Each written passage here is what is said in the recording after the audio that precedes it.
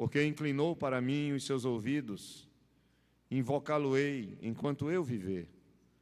Laços de morte me cercaram, e angústias do inferno se apoderaram de mim. Caí em tribulação e tristeza. Então invoquei o nome do Senhor. Ó Senhor, livra minha alma. Compassivo e justo é o Senhor. O nosso Deus é misericordioso. O Senhor vela pelos simples. Achava-me prostrado e Ele me salvou. Volta minha alma ao teu sossego, pois o Senhor tem sido generoso para contigo. Pois livraste da morte a minha alma, das lágrimas os meus olhos, da queda os meus pés. Andarei na presença do Senhor na terra dos viventes. Eu cria, ainda que disse, estive sobremodo aflito. Eu disse na minha perturbação, todo homem é mentiroso. Que darei ao Senhor por todos os seus benefícios para comigo? Tomarei o cálice da salvação e invocarei o nome do Senhor. Cumprirei os meus votos ao Senhor na presença de todo o seu povo. Preciosa é aos olhos do Senhor a morte dos seus santos. Senhor, deveras sou teu servo, filho da tua serva. Quebraste as minhas cadeias. Oferecer-te-ei sacrifícios de ações de graças e invocarei o nome do Senhor. Cumprirei os meus votos ao Senhor na presença de todo o seu povo, nos átrios da casa do Senhor, no meio de ti, ó Jerusalém. E aí ele encerra o salmo dizendo, aleluia. Ou seja, louvado seja o nome do Senhor. Vamos orar, irmãos. Pai, nós queremos te agradecer por esta noite.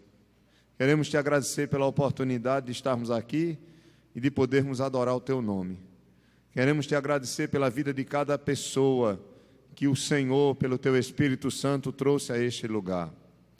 O Senhor conhece a nossa história. O Senhor conhece a nossa vida. O Senhor conhece os nossos sofrimentos, as nossas batalhas. O Senhor conhece as nossas dores. O Senhor conhece as nossas feridas, as nossas cicatrizes. O Senhor conhece, ó Pai, os caminhos que andamos, o nosso passado, conhece o nosso coração hoje, nossos pensamentos. O Senhor conhece os nossos sentimentos. A Tua palavra diz no Salmo 139, que o Senhor nos sonda, que o Senhor esquadrinha o nosso coração. E nós, em nome de Jesus, estamos aqui nesta noite para ouvir o Senhor falar conosco. E queremos, ó Deus, que o Senhor nos ensine a olharmos a nossa vida pela perspectiva bíblica, pela perspectiva que o Senhor mesmo nos revela na Tua palavra, pelas Tuas promessas, pelo Teu caráter, pelo passado que o Senhor tem mostrado cuidado com o Teu povo, conosco, com a Tua igreja, com a Tua noiva, ó Deus, com o povo da Tua aliança, por meio de nosso Senhor e Salvador Jesus Cristo. Abençoa aquelas vidas que aqui estão, e que estão talvez como esse salmista, ó Pai, estão presas em laços de morte, estão cercadas por aflições, por angústias, por dores, mas eu creio, ó Deus, que mesmo diante de situações, ó Pai, semelhantes a essas, nós podemos, como o salmista, nos alegrar na Tua presença e termos um coração agradecido ao Senhor. Em nome de Jesus, nós te pedimos e nós te agradecemos. Amém. Irmãos, eu quero pelo menos enxergar com vocês nesse salmo 3 verdades sobre alguém, sobre uma pessoa que está com o coração agradecido ao Senhor. Esse salmo, como tem na Bíblia de vocês, o tema é um salmo de ações de graças. Ou seja, ele não é um salmo de lamento. Existem vários tipos de salmo. Por exemplo, um salmo de lamento, ele tem como característica, como o Salmo 88, por exemplo, ele tem como característica o autor, na sua oração, contar o seu sofrimento, falar da sua dor. Ele não conta nenhuma vitória sobre o que ele tem passado, ele apenas expressa a sua dor, o seu sofrimento, em forma de oração, em forma de lamento, diante do Deus que ele crê. Esse salmo aqui já é um salmo de ações de graças, porque esse salmista, que nós não sabemos quem é, ele enfrentou a dor, ele enfrentou o sofrimento, mas agora ele estava vivendo um outro momento da sua vida, do qual ele expressa com todo o seu coração o seu agradecimento, a sua gratidão a Deus. Eu queria observar com vocês nesse salmo, ou dividir esse salmo pelo menos em 3 partes. Na primeira parte, que vai do versículo 1 ao versículo 4, nós vamos ver que esse salmista ele vai trazer à sua memória, na sua oração, ele vai se lembrar do sofrimento que ele enfrentou. Esse é o primeiro momento. O segundo momento, nós vamos justamente para o verso 5 ao verso 11, no qual o salmista ele vai reconhecer a bondade de Deus em sua vida. E o terceiro momento de um coração agradecido, nós vamos a partir do verso 12, é que ele vai se questionar e vai dizer: o que é que eu posso fazer para Deus, como forma de gratidão por aquilo que Ele tem feito por mim. Então veja, nós temos 3 coisas. A primeira, ele olha para o seu passado, vê o que ele passou e sabe que foi luta, que foi sofrimento, ele levanta isso na sua memória.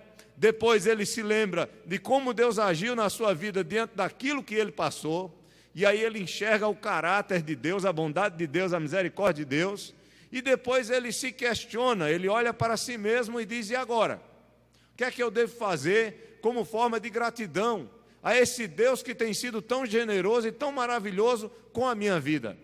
Pergunto a vocês, meus irmãos, vocês que estão aqui nesta noite, quando vocês olham para a história de vida de vocês, desde o nascimento, eu sei que muitas coisas já fugiram da memória, mas principalmente daqueles momentos difíceis da sua vida. Eu queria que você lembrasse dos momentos difíceis da sua vida e pudesse ver a mão de Deus estendida sobre você, o cuidado de Deus estendido sobre você. E eu pergunto a você: será que não há motivo suficiente nesta noite para nós agradecermos e louvarmos a esse Deus que é maravilhoso? Eu estou falando de questões práticas, mas e se eu falar da obra de Cristo na cruz do Calvário, que é representada por esta mesa? O fato de eu ser pecador, de merecer a condenação, de merecer o juízo de Deus. Já nasço pecador, já nasço sob juízo, já nasço com a culpa, já nasço com a morte pairando sobre a minha vida, já nasço com a vida determinada para a morte, e do qual eu posso também morrer eternamente se não tiver sido, pela misericórdia de Deus, um eleito dele antes da fundação do mundo. E aí Deus, pela sua misericórdia, envia o seu Filho para assumir a minha culpa legalmente, assumir o meu pecado, ele não tendo pecado, não tendo culpa, e ele vai e paga por mim a minha dívida diante do Pai, que é justamente a morte em todos os seus aspectos. A morte física, a morte espiritual e também a morte eterna, não no sentido dele morrer eternamente no sentido cronológico, mas de morrer eternamente no sentido de dor, no sentido de passar pelo seu coração, naquele momento da cruz, uma eternidade sem a presença maravilhosa e gloriosa de seu Deus e de seu Pai, o consolo da sua presença, a vida da sua presença. Nós temos um salmista que, por incrível que pareça, o texto não diz que é Davi, embora ele faça citações de salmos de Davi. Nós vamos ver que ele vai fazer citações de alguns salmos, e que ele vai justamente nesse salmo abrir o seu coração e expressar a sua gratidão ao seu Deus.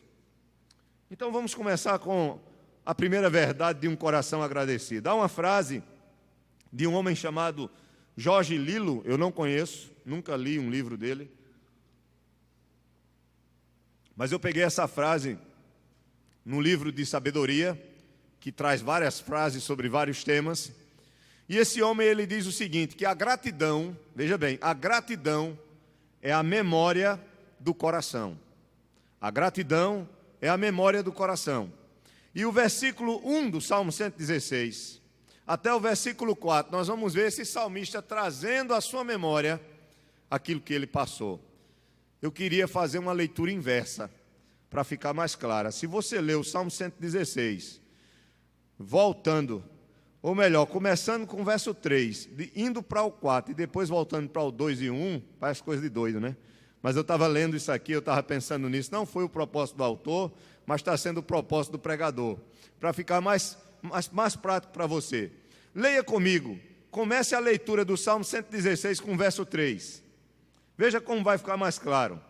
Isso na minha cabeça, pode ser que na sua não, mas na minha ficou. Mas vamos lá. Veja o verso 3, ele vai dizer o seguinte, Salmo 116, verso 3. Laços de morte me cercaram, e angústias do inferno se apoderaram de mim. Caí em tribulação, ou seja, sofrimento e tristeza. Agora vá para o verso 4. O que foi que ele fez diante dessa situação de angústia, de sofrimento, de laços de morte? Ele diz, então, ou seja, por causa disso, do meu sofrimento, das minhas angústias, dos laços de morte, verso 4, eu invoquei quem? O nome do Senhor. Ó Senhor, foi a invocação dele, livra-me a alma. Agora vá para o verso 2, ele vai dizer, invoquei o Senhor, por quê? Porque ele inclinou para mim os seus ouvidos, invocá-lo-ei enquanto eu viver. Verso 1 agora, amo o Senhor, porque ele ouve a minha voz e as minhas súplicas. Quando a gente lê voltando, é porque na verdade os salmos eles começam já resumindo tudo o que aconteceu. No verso 1 ele já diz o que aconteceu praticamente com a sua vida. Ele diz, eu amo o Senhor. Veja, eu amo o Senhor. O meu coração é cheio de amor pelo meu Deus. E ele mostra a razão. Por quê? Quais as razões de você amar a Deus? Porque esse meu Deus, ele é maravilhoso. Ele ouve a minha voz e ele ouve as minhas súplicas. Aí alguém poderia perguntar a ele, por que Deus ouve as suas súplicas? Ou melhor, qual é um exemplo prático da sua vida de que Deus ouve as suas súplicas? Aí ele vai dizer, rapaz, em um momento da minha vida, eu me senti tão atribulado, e eu passei por um sofrimento tão grande, as coisas estavam tão difíceis, que a morte, ou que as amarras da morte me cercaram, fiquei preso com cordas da morte.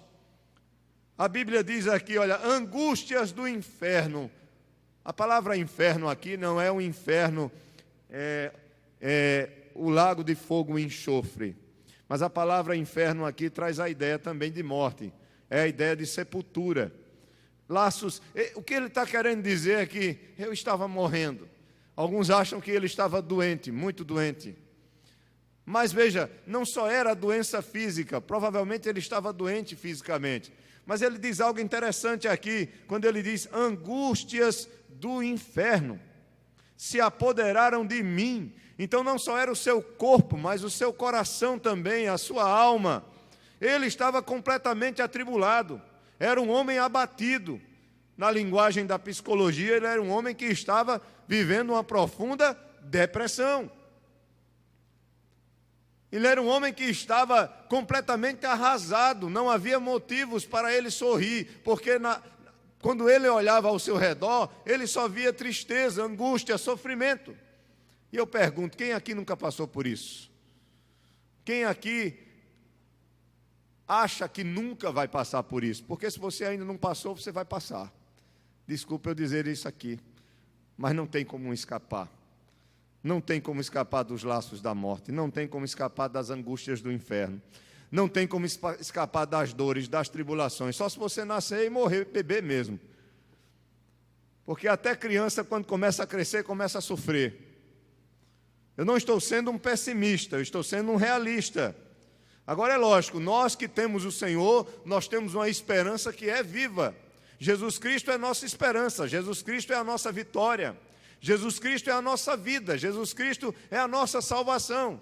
Ele diz, no mundo tereis o quê? Aflições. Olha, Jesus também é realista. Vocês vão sofrer, vocês sofrem e vão sofrer, porque nós carregamos essa sombra, vamos dizer assim, ou essa consequência do pecado, que são todos os males da vida. E por carregarmos os males da vida e vivermos nesse mundo tenebroso, nós, mesmo sendo crentes, mesmo andando com Cristo, tendo o consolo do Espírito Santo, nós sofremos e sofremos muito. Esse salmista, ele se lembra bem na memória que ele se encontrava preso a uma situação de vida terrível e de uma angústia, de um sofrimento indescritível. Talvez você que está aqui nesta noite esteja passando por isso ou já tenha passado. Uma coisa que eu quero te dizer é que quem é grato ao Senhor não esquece também dos momentos difíceis que passou da vida, porque esses momentos difíceis servem para nos ensinar muitas coisas. Veja o que Jó vai dizer no capítulo 7, deixe marcado aí, Salmo 116, vá para o capítulo 7 de Jó. Jó foi um homem que sofreu, mas sofreu, como nós dizemos na nossa língua, como um condenado. Ele expressa um pouco do seu sofrimento no capítulo 7. É claro, todo livro de Jó tem a discussão dele, ou o debate dele com os seus amigos, né, entre aspas, no qual os seus amigos entendem que o que ele estava passando era consequência de pecado, e Jó vai se defender o tempo todo dizendo que ele estava sofrendo porque Deus queria, mas ele não tinha. Um pecado um pecado legítimo que tinha causado aquilo que ele estava passando. Era Deus que queria que ele sofresse. Deus estava fazendo aquilo com a vida dele e pronto. É aquilo que ele vai dizer no início, olha, nu eu nasci e nu eu vou voltar. Assim que quis Deus e eu não posso fazer nada. E eu quero dizer a você que nós não temos controle sobre a nossa vida. Por mais que eu seja ou não seja um homem, uma mulher de Deus, nós não temos controle sobre a nossa vida. A única coisa que nós podemos fazer é conhecer o nosso Senhor, conhecer o que Ele tem nos prometido, o consolo que Ele pode nos dar, a graça, a sua bondade, a sua misericórdia, andar na presença dEle, porque é a melhor coisa da vida, porque sabemos que quando enfrentarmos esse dia mau, ou esses dias que são maus, nós teremos a graça do Senhor para enfrentar, porque Ele é bom e Ele cuida de nós, mesmo permitindo que nós passemos por grandes tribulações, grandes dificuldades e grandes angústias. Veja que Jó, ele vai dizer aqui no capítulo 7, versos 4 e 5, leia comigo, diz assim: ao deitar-me digo, quando me levantarei? Mas comprida é a noite e farto-me de me revolver na cama até a alva. A minha carne está vestida de vermes e de crostas terrosas. A minha pele se encrosta e de novo supura. Agora veja o verso 15. Pelo que a minha alma, ou seja, não só era o seu corpo, mas também a sua alma, pelo que a minha alma escolheria antes ser estrangulada, antes a morte do que esta tortura. Estou farto da minha vida, não quero viver para sempre. Deixa-me, pois porque os meus dias são um sopro. Ele está pedindo a Deus para morrer. Ele não é um suicida não, mas ele está abrindo o seu coração e falando do seu sofrimento. Verso 17, que é o homem para que tanto estimes e ponhas nele o teu cuidado. E cada manhã o visites e cada momento o ponhas à prova. Até quando não apartarás de mim a tua vista? Ele está dizendo o seguinte: até quando eu vou viver, Senhor? Porque ele sabe que só está vivo porque Deus todo dia está renovando sobre ele o quê? A sua misericórdia. Vocês estão entendendo, né? Ele está dizendo, toda manhã tu me visitas com a tua misericórdia e permites que eu vive, mas eu quero morrer, eu não aguento mais. Eu fico contando a noite toda o sofrimento, a dor, a angústia. E a gente sabe, né? Quando tudo está bem, você dorme e você nem se lembra do que aconteceu, né? Fecha os olhos, quando se acorda, o sol já está nascendo, é uma maravilha. Você se levanta alegre, né? Mas quando você está sofrendo, as horas demoram. A noite se torna muito longa. É aquilo que o Salmo diz, o choro pode durar o quê? Uma noite. Como é ruim uma noite de tribulação. Como é ruim uma noite sem dormir. E quando você está doente? Eu, por exemplo, sofro muito do estômago. Meu Deus, e o estômago costuma atacar à noite. Eu já passei noites e mais noites. Eu estou falando de um problema simples. Eu quero comparar o meu sofrimento com o sofrimento de alguns irmãos que são maiores do que o meu. O que dizer daqueles que tiveram um infarto? O que dizer daqueles que tiveram um AVC? O que dizer daqueles que perderam algum órgão por causa de alguma doença, de uma enfermidade? O que dizer daqueles que fizeram grandes cirurgias e que têm que passar dia após dia se tratando, melhorando lentamente, passando pouco a pouco? Eu não posso falar sobre isso porque eu nunca sofri como essas pessoas, mas eu tenho acompanhado, irmãos, desde a minha mãe, eu tenho acompanhado pessoas que sofreram e sofreram muito. E a minha mãe eu acompanhei de perto. A minha mãe eu dormi as noites com ela no hospital. E como é difícil. Jó, ele está dizendo: Senhor, por que o Senhor permite ainda que eu viva? Deixa que eu morra, porque vai acabar o meu sofrimento. Há sofrimentos que são terríveis. Volto para o Salmo 116. Era o sofrimento desse salmista, aqui no versículo 3. Mas ele diz outras coisas interessantes aqui. Quando ele se lembra do seu sofrimento, nenhum momento ele murmura, nenhum momento ele murmura contra Deus, em nenhum momento ele blasfema contra o seu Deus, porque ele conhecia muito bem o Deus que ele servia. E o tema de hoje é justamente verdades de um coração agradecido a Deus. Às vezes nós murmuramos, irmãos, porque está faltando uma besteira na nossa casa. Às vezes a gente murmura porque o carro quebrou e eu vou ter que ir de ônibus. Às vezes a gente murmura porque você saiu na rua num dia de chuva e um carro passou e ele deu um banho de lama, não é verdade? Isso acontece muito aqui em Jaboatão, né? O povo parece que faz de propósito, né? Mas quem aqui nunca levou um banho de lama, quem pega ônibus, né? Minha filha é que gosta disso, né? Principalmente quando ela usa branco para o curso de fisioterapia. E eu já ri, foi muito dela, né? Faz dessas coisas. Ela voltando mordida para casa porque levou um banho de lama na rua. Eu digo, isso é normal, né? Se o nosso sofrimento fosse um banho de lama, mas... Irmãos, se nós pudéssemos agora contemplar ou visitar um hospital do câncer, ver aquelas crianças que estão ali, seus pais que estão ali acompanhando, talvez nós tivéssemos uma visão diferente da vida. Eu não estou querendo fazer você se entristecer nesta noite. Pelo contrário, eu estou dizendo a você que esse homem, que nós não sabemos quem é, no seu momento de dor, olha o que ele fez. Versículo 4, olha o que ele diz. No verso 3, ele diz: laços de morte me cercaram, angústia do inferno se apoderaram de mim, caí em tribulação e tristeza. Mas ele ficou daquele jeito? Ele ficou prostrado apenas e acabou a sua vida? Não. Ele diz no verso 4, então invoquei o nome do Senhor. Ó Senhor, livra-me a minha alma. Meu amado, minha amada, o que é que você deve fazer quando você estiver na mesma situação desse salmista? Ele diz aqui, invoquei o nome do Senhor. Invocar o nome do Senhor significa, eu clamei com urgência pelo meu Deus. Senhor, me ajuda, me tira dessa situação. Irmão Samuel ontem estava dando uma parte do testemunho dele, para os homens. Está ali atrás ele. É um homem vivido, é um homem experiente, a gente tem que ouvir. Além de ser experiente no conhecimento bíblico, é experiente, como ele diz, né? Na escola, na universidade de Jesus, né? E ele estava dizendo ontem, você quer ser doutor na universidade de Jesus, se prepare, né?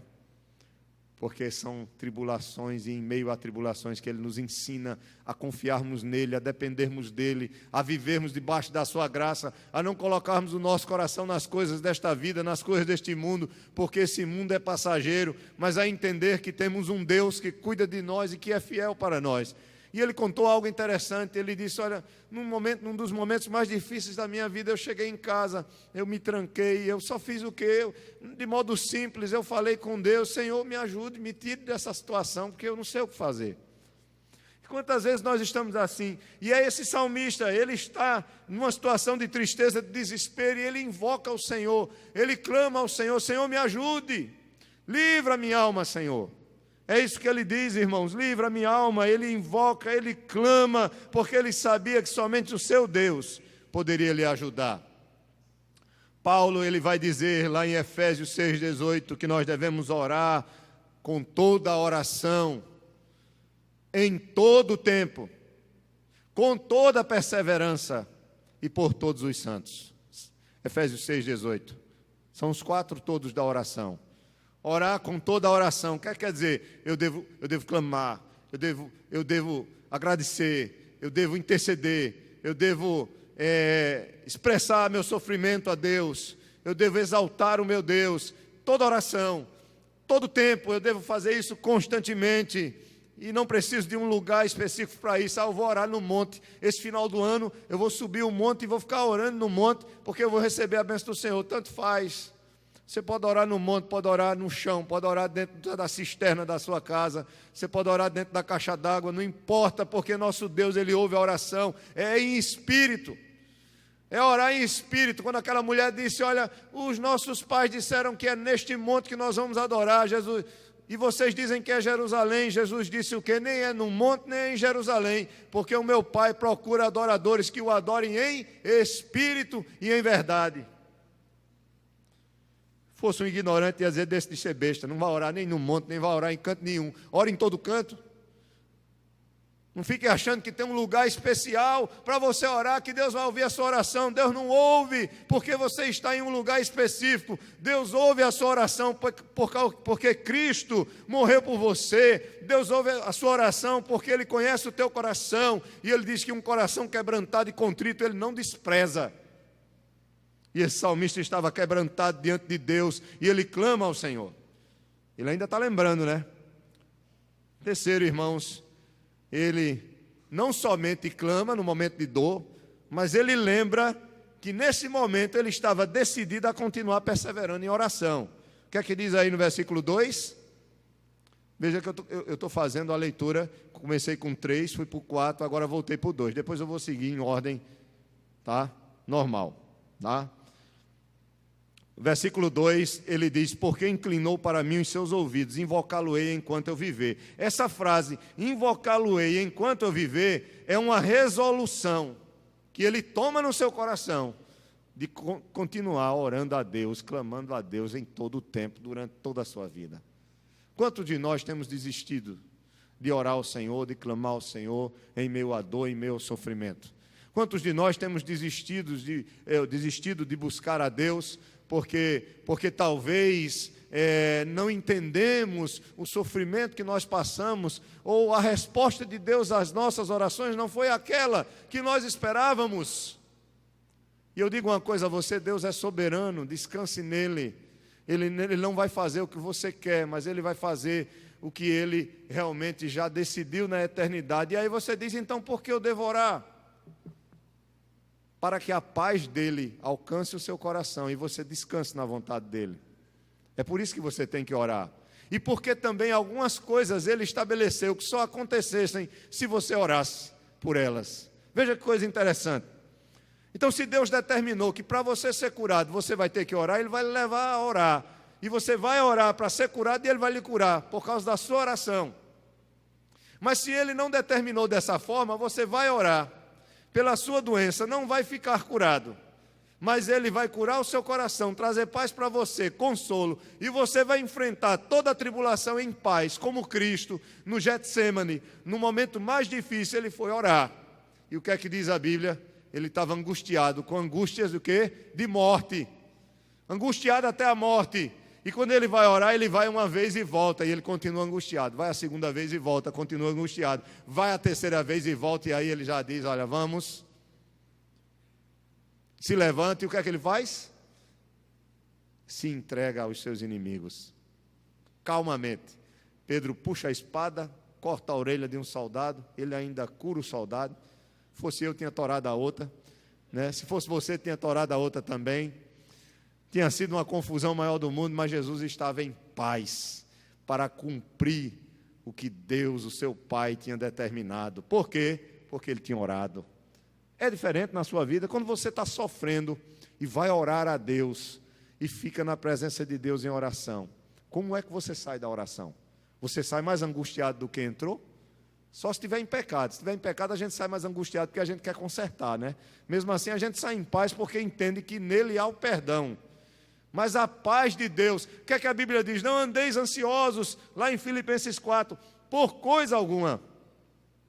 Antes que as vossas orações, súplicas, petições e ações de graças sejam conhecidas diante de Deus, e a paz de Deus, que excede todo o entendimento, guardará a vossa alma e a vossa mente. Aliás, o vosso coração e a vossa mente em Cristo Jesus. Deixa eu fazer como os neopentecostais. Amém? Amém, graças a Deus, né? É que eu brinco, né? Mas é verdade. Amém, amém, irmãos. Louvado seja Deus por isso. Amém, eu creio nessa palavra. Veja que a gratidão é a memória do coração. E esse salmista do verso 1 ao 4, ele está agradecendo a Deus, mas antes ele está trazendo à memória o que ele passou. Seu coração é cheio de gratidão a Deus? É cheio de amor a Deus pelo que você já passou e pelas bênçãos que Deus tem derramado na sua vida? Eu sei que talvez as coisas não tenham acontecido como você quis, mas uma coisa é certa: Deus é bom. E essa é a segunda verdade do nosso salmo. Esse homem aqui, irmãos, ele se encontrava preso numa situação de tribulação terrível, mas ele invocou o nome do Senhor. E ele decidiu continuar invocando, perseverando em oração. Por quê? Porque ele sabia que Deus ouvia a sua voz. É isso que ele diz aqui: eu amo o Senhor, no verso 1, porque Ele ouve a minha voz e as minhas súplicas. Ele ouve a sua oração, Ele ouve a sua oração. Não esqueça disso, Ele ouve a sua oração. Ele pode não lhe dar do jeito que você quer, não fazer do jeito que você quer, mas saiba de uma coisa: Ele está ouvindo a sua oração e Ele vai ajudar você de uma maneira ou de outra. Descanse. Quando nós vamos orar, nós devemos descansar, e nós vamos aprender isso justamente na prática. Descanse no Senhor.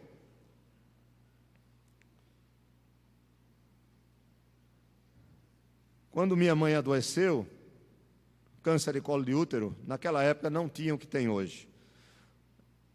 O conhecimento da doença, o tratamento, então tudo era muito mais difícil. Para vocês terem ideia, a gente morava em Campina Grande e ela tinha que se tratar em João Pessoa, porque o único hospital do câncer que tinha os aparelhos de quimioterapia e de radioterapia era o Napoleão Laureano, em João Pessoa.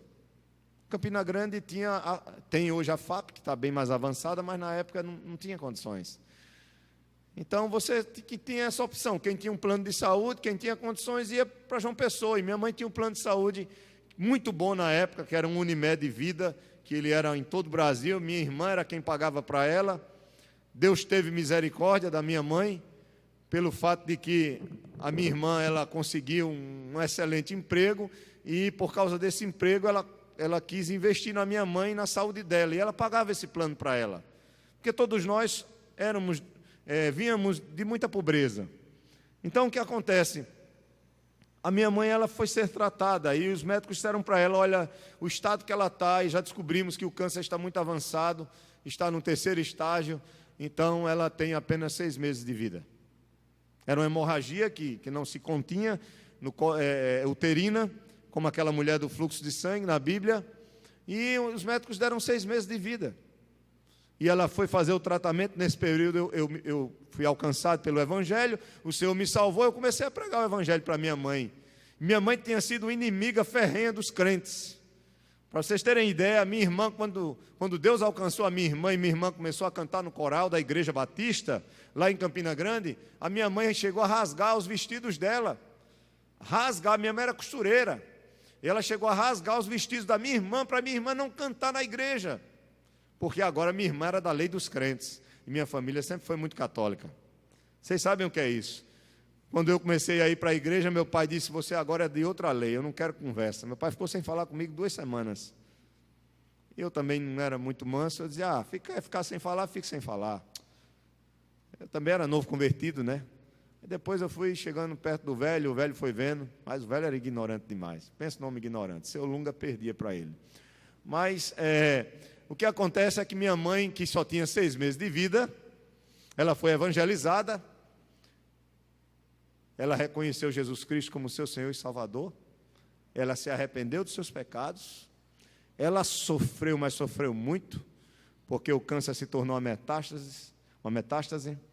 Do útero foi para a ureta, da ureta para a bexiga, da bexiga para o intestino, rins, e aí foi subindo. E aí ela viveu 4 anos, mas ela foi batizada nas águas e ela morreu com Cristo. E Cristo conseguiu confortar o seu coração durante esse período de dor. Não foi fácil, mas imagine se ela tivesse que passar por tudo isso sem Cristo, meus irmãos. Sem Deus. Nós estamos falando de uma pessoa com Deus.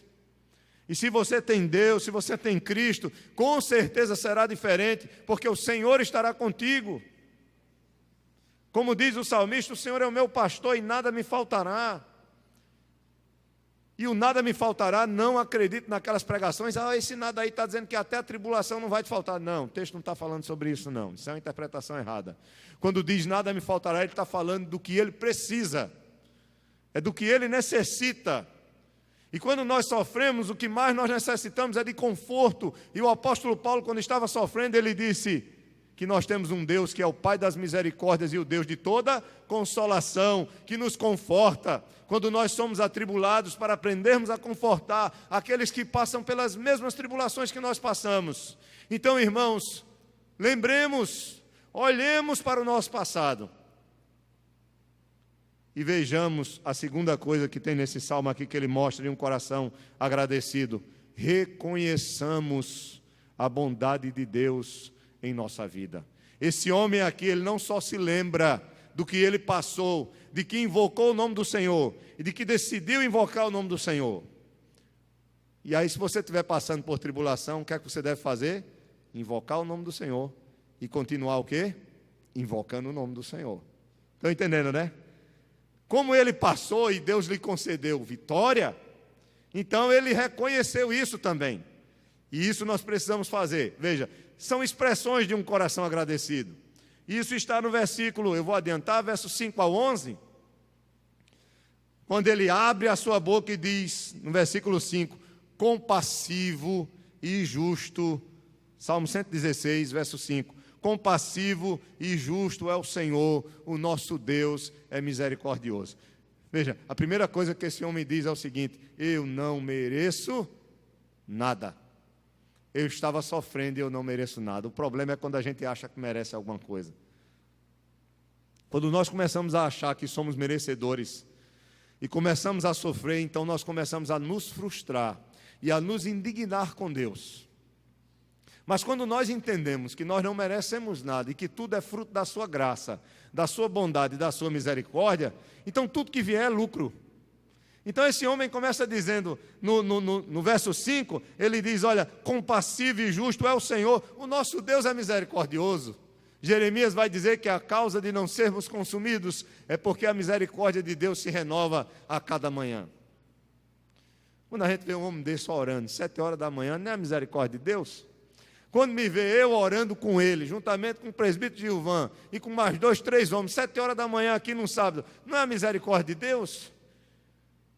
Porque o meu corpo não queria vir. Eu queria era ficar na minha cama.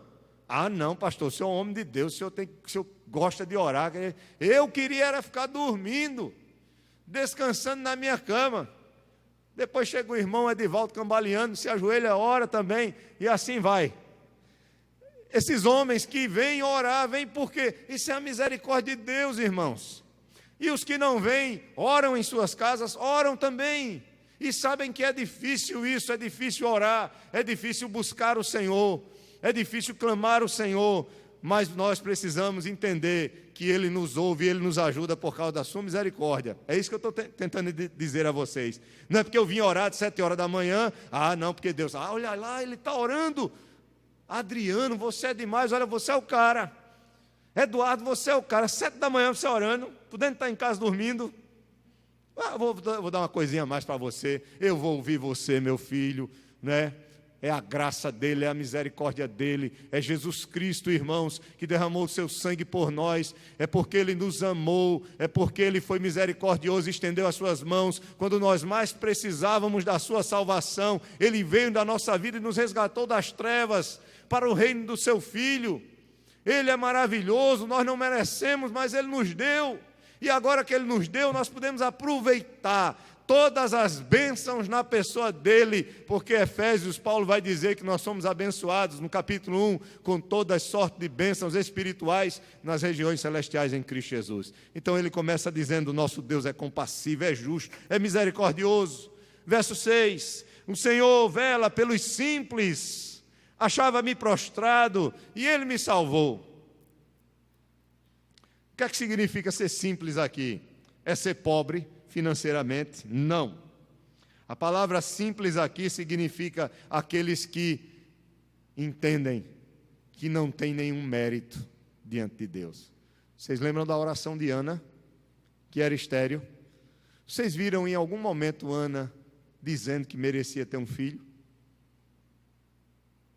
Ela estava clamando o Senhor, invocando o Senhor, falando do seu sofrimento, da sua dor. Sua angústia era tão grande que o sumo sacerdote pensou que ela estava embriagada e ficou indignada com ela. Ana era uma mulher simples.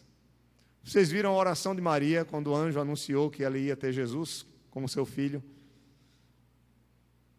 Lembram? Minha alma engrandece ao Senhor tudo que há em mim.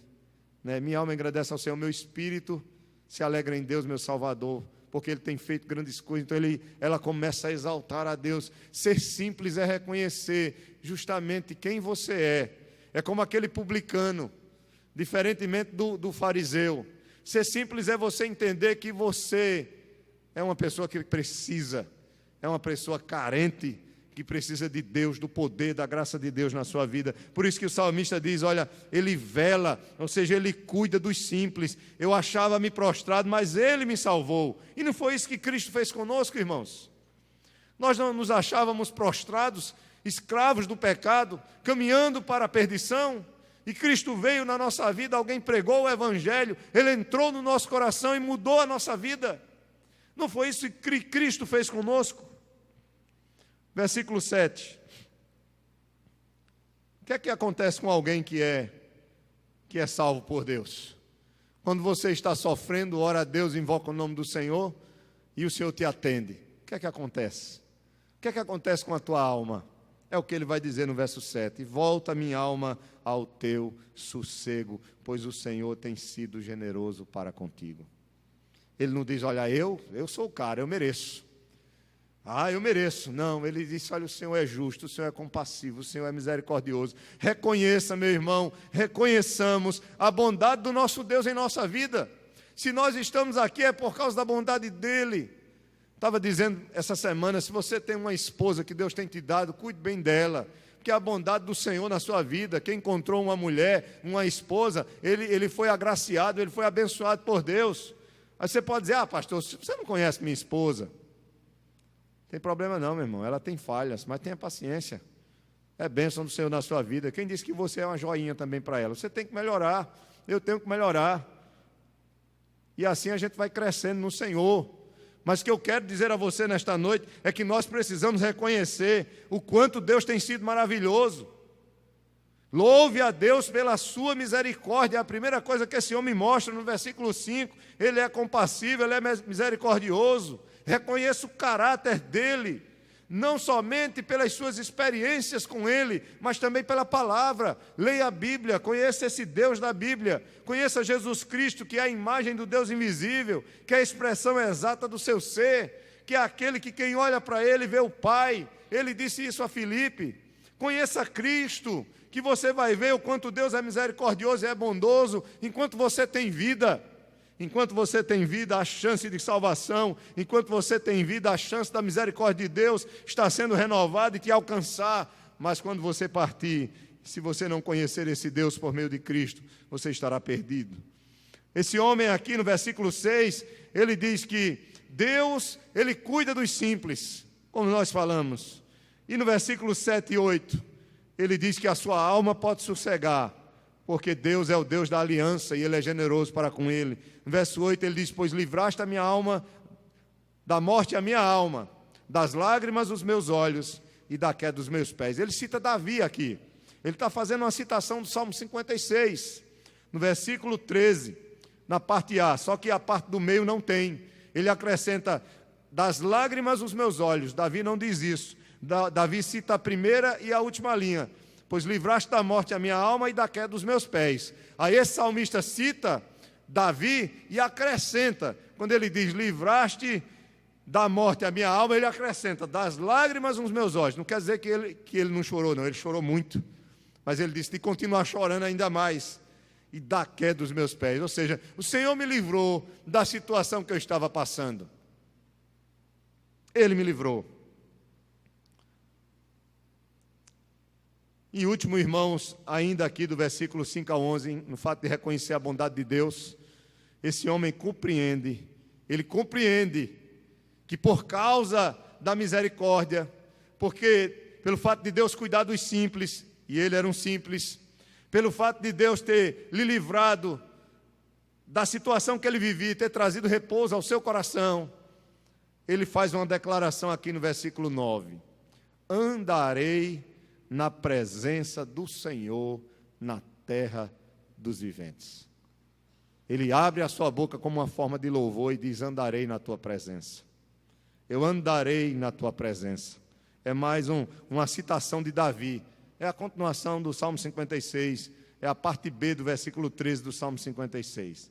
Ele fala isso como um desejo que ele tem, pelo fato de Deus ser bom para com ele, dele ver o que passou e de Deus ter cuidado dele, ter lhe ajudado, ter lhe livrado daquela situação. Ele diz: eu andarei na presença do Senhor e na terra dos viventes. No verso 10 ele diz: eu cria, ainda que disse, estive sobre modo aflito. Você entende essa frase? Quando ele diz eu cria, ainda que disse, Paulo vai usar essa mesma frase aqui em 2 Coríntios 4,13, quando ele está falando do sofrimento dele, do sofrimento dos servos de Deus. E ele diz, eu cria, ainda que disse, eu estive sob modo aflito. Ele está dizendo que mesmo passando por tribulações, por dificuldades, ele continua o quê? Crendo em Deus, confiando em Deus, abrindo a sua boca e dizendo, eu creio no meu Deus. Ele é o meu Deus, eu confio no meu Deus. Está difícil, tá, mas eu tenho um Deus que pode todas as coisas. Eu estou na luta, estou na batalha, mas o meu Deus está comigo. E outra coisa, ele diz, eu criei, por isso que eu falei. Quem crê não tem medo de falar. Eu criei e falei, abri a minha boca. Aí ele diz outra coisa no verso 11, eu disse na minha perturbação, todo homem é mentiroso. Ele não está querendo dizer que todo homem literalmente mente. Não é isso. É que quando ele vai comparar a fidelidade de Deus com a ajuda do homem, esse homem se torna o quê? Um fracasso. O que ele está querendo dizer é que ele não pode confiar no homem. Porque um homem nem sempre vai ter condições de ajudar como Deus ajuda. O que ele está querendo dizer, ele está exaltando a Deus. Ele diz, olha, Deus é aquele que nunca vai faltar, que nunca vai falhar. Mas se eu depositar a minha confiança no homem, esse homem é falho. Esse homem é mentiroso, ou seja, ele não vai conseguir ser fiel em tudo. Ele vai ter uma hora que ele vai ter que falhar. Vocês estão entendendo, né? O que eu estou querendo dizer? Quantas pessoas colocam sua confiança no homem? Não é que você não deve confiar no seu irmão, não é que você não deve confiar na sua mulher, não deve confiar no seu esposo, no seu amigo. Nós devemos confiar nas pessoas. Nós devemos ter pessoas em quem confiamos, em quem depositamos a nossa confiança, não a nossa esperança. É isso que ele está querendo dizer. O que ele está querendo dizer aqui é que no meio da tribulação e da luta, as pessoas podem te ajudar, os homens podem te ajudar, mas é Deus que nunca vai faltar. É Deus quem nunca vai falhar com você. Portanto, deposite plenamente sua fé nele. Creia e fale. Qual é a primeira verdade de um coração agradecido? É não esquecer. A gratidão é a memória do coração, lembre-se disso. A segunda verdade de um coração agradecido é reconhecer. Reconhecer o quê? Quem cuidou de você, quem cuida de você. O nosso Deus, Ele é fiel. E a terceira e última verdade, para a gente encerrar, é que quem é grato ao Senhor faz alguma coisa para agradá-lo. Não adianta só abrir a boca e dizer, eu agradeço a Deus. Faça alguma coisa. É isso que ele vai dizer no verso 12. Olha aí o verso 12, a partir do verso 12. É a terceira parte do salmo e a última, já estou encerrando. Qual é a pergunta que ele faz? Que darei ao Senhor por todos os seus benefícios para comigo? E aí, irmãos? Será que nós podemos fazer essa pergunta para nós mesmos? Ou será que no nosso coração não tem espaço? Porque um coração grato, e aqui foi George Herbert que disse isso, ele disse que a gratidão tem 3 formas: um sentimento no coração, uma expressão em palavras e uma dádiva de retorno. Quem verdadeiramente é grato sabe dar alguma coisa de volta. Quem verdadeiramente é grato pode fazer um sacrifício por alguém. É como um filho que reconhece o cuidado de um pai. E depois que seu pai já está bem idoso, passando por dificuldades, ele lembra do que o pai fez por ele. E ele permanece ao lado do pai até o fim da vida dele. Ele faz alguma coisa. Vocês estão entendendo, né? O que nós temos feito para agradar o nosso Deus, irmãos? Porque se nós não temos feito nada, isso demonstra que nós não estamos sendo verdadeiramente gratos. Cristo deu a vida por nós. Ele morreu na cruz por mim e por você, e Ele preparou uma glória eterna para nós. O que nós podemos fazer como forma de gratidão? Não estou falando de dinheiro aqui não, pelo amor de Deus. Eu estou falando de vida, de entrega de vida. Eu estou falando de adoração, eu estou falando de santidade. Eu estou falando do que Ele vai dizer aqui. Olha o que Ele vai dizer, o que vai fazer. Ele vai dizer aqui, o que é que eu posso fazer por Deus? Aí Ele vai dizer, eu sei o que é que eu vou fazer por Ele. Primeiro, nós vamos ver aqui, pelo menos 3 coisas. 4 coisas Ele vai falar aqui. Fica mais fácil da gente entender.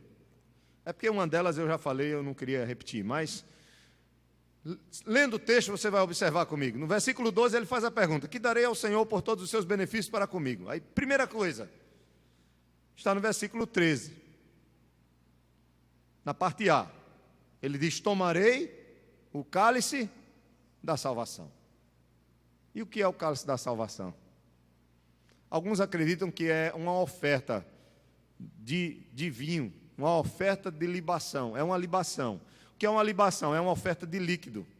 No Antigo Testamento, se você for ler Levítico capítulo 7, não precisa ler, tá? Existem vários tipos de oferta, e uma das ofertas você poderia oferecer também bebida. Não tem nada a ver com a religião umbandista aqui, tá? De colocar a cachaça para o orixá lá, tá? Não tem nada a ver. Na verdade, era uma oferta a Deus da qual você participava daquela oferta. Tomar o cálice não é tomar, não. Tomar o cálice é erguer o cálice. É uma expressão de adoração, no qual você preparava uma oferta de cereais e de coisas para Deus e derramava o vinho, mostrando o quanto Deus tinha sido generoso para com a sua vida. Era uma adoração a Deus, irmãos. Era erguer o cálice. É um momento de você glorificar e exaltar a Deus. Ele está dizendo, pode ser isso, pode ser uma oferta de libação, mas alguns estudiosos acreditam que erguer o cálice é como se ele tivesse literalmente recebendo de Deus a sua graça, se abrindo para receber a sua graça. Pode ter esse significado também. Que darei ao Senhor? Então ele está dizendo, estou aqui, Senhor. Me abençoe e eu estou aqui para o que der e vier, para te servir. Parece-me que isso tem sentido, porque no versículo, observe o versículo 16 do Salmo, ele diz, Senhor, deveras eu sou o que teu? Eu sou teu servo, e eu sou filho de quem? Da tua serva. Tu quebraste o quê? As minhas cadeias. A ideia é de que, ele não diz que laços de morte estavam cercando ele, prendendo ele. Então ele vê a graça de Deus, a misericórdia de Deus em livrá-lo, em quebrar os seus grilhões e de agora lhe fazer escravo de quem? Do próprio Deus. Que darei ao Senhor por todos os seus benefícios? Eu estava sendo escravo da morte e não era assim a nossa vida? Nós não estávamos caminhando para a morte? Deus entregou o seu Filho para morrer por nós e agora por meio de Jesus Cristo nós temos vida. Então nós estamos agarrados a quem? Presos a quem? A Cristo. Então o que nós devemos fazer? Paulo vai dizer, se você usava os seus membros para o pecado, lá no capítulo 6, capítulo 6 de Romanos, agora você deve usar para a glória de Deus, para o serviço a Deus. Então, meus irmãos, ele diz, eu sou teu servo, estou aqui, vou erguer o cálice da salvação.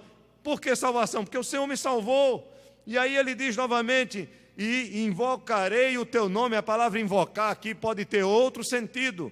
Pode ser a mesma coisa de clamar ao Senhor, mas pode significar eu proclamarei o teu nome. Veja o que ele vai dizer aqui.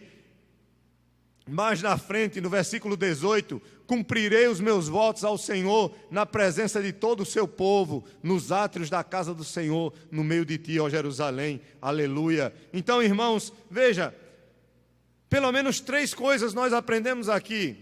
Eu disse que tem 4, mas eu vou ficar só em 3, porque esse invocarei já está claro. Ele vai proclamar o nome do Senhor, está ligado a cumprirei os meus votos. Mas veja, ele diz, tomarei o cálice da salvação, é a primeira coisa.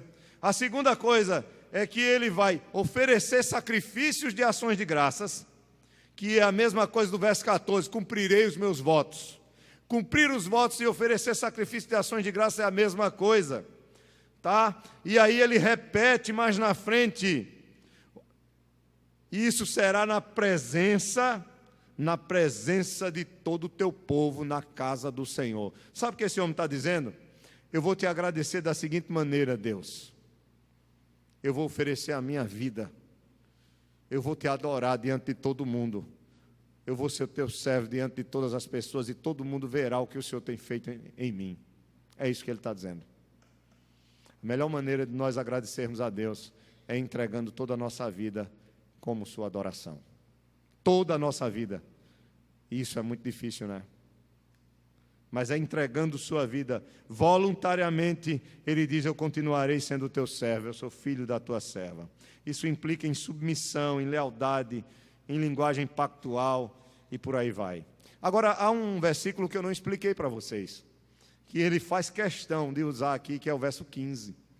Preciosa é a morte, é aos olhos do Senhor a morte dos seus santos. Ele não está querendo dizer que Deus se agrada com a morte dos seus santos, não.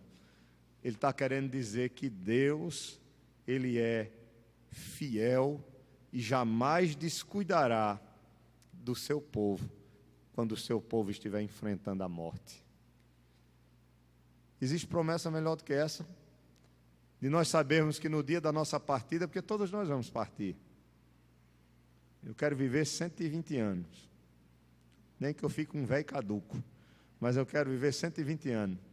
Mas eu não sei, a conta dele lá pode ser diferente da minha, né? A conta dele lá pode ser, olha, diminuindo um bocado aí, né? Eu não sei quantos anos você vai viver, mas uma coisa eu sei, que a minha vida e no momento da minha morte, quem é que estará cuidando de mim? O Senhor. Porque preciosa é aos olhos dele a morte do seu povo. Isso quer dizer que ele zela por nós. Ele zela por nós.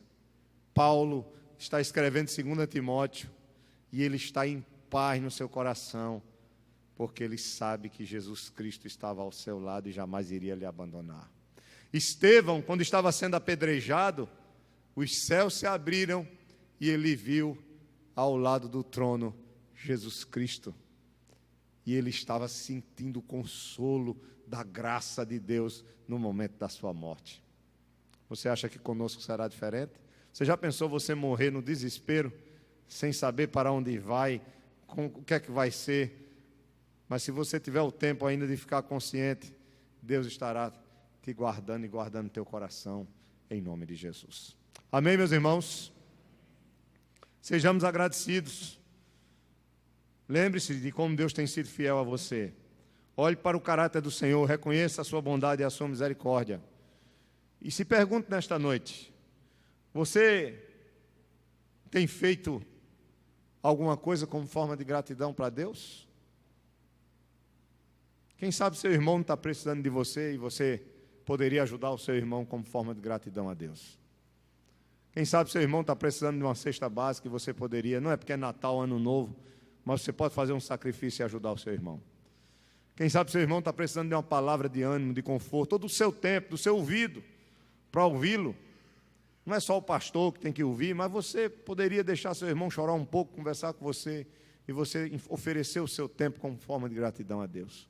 Quem sabe você pode vir mais à casa do Senhor, nos cultos, para expressar a sua gratidão, orando, louvando e agradecendo a Deus. Quem sabe você pode também agradecer a Deus pelo seu testemunho, aí fora, e dizendo a todo mundo que você é um filho de Deus, que você é crente, proclamando a sua fé, abrindo sua boca, sendo, como foi dito ontem, sendo sal da terra e sendo luz do mundo, porque Jesus Cristo te salvou. Que o Senhor nos abençoe, em nome de Jesus.